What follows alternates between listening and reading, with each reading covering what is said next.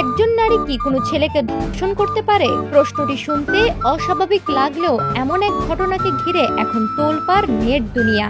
ঘটনার দিন একা হেঁটে যাচ্ছিল এক স্কুল ছাত্র।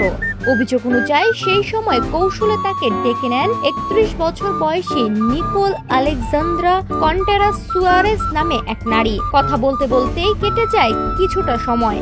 এক পর্যায়ে চারপাশ যখন অনেকটাই জনশূন্য হয়ে পড়ে, তখনই ছেলেটিকে যৌন নিপীড়নের শিকার করা হয় বলে অভিযোগ ওঠে।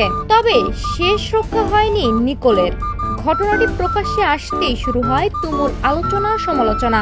সামাজিক যোগাযোগ মাধ্যমে ছড়িয়ে পড়ে বিস্ময়, ক্ষোভ ও নানা প্রশ্ন। এরই মধ্যে নতুন করে সামনে এসেছে আরেক বিতর্ক।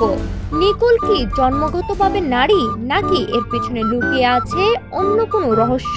যদিও এই বিষয়ে আনুষ্ঠানিকভাবে নিশ্চিত কোনো তথ্য পাওয়া যায়নি, তবুও ঘটনাটি ঘিরে কৌতূহলের শেষ নেই। উত্তর যাই হোক না কেন, এই অপ্রত্যাশিত ঘটনা আবারও মনে করিয়ে দিয়েছে সহিংসতার শিকার যে কেউ হতে পারে, আর অপরাধীর পরিচয় বা লিঙ্গ নয়, অপরাধটি হওয়া উচিত আলোচনার মূল বিষয়।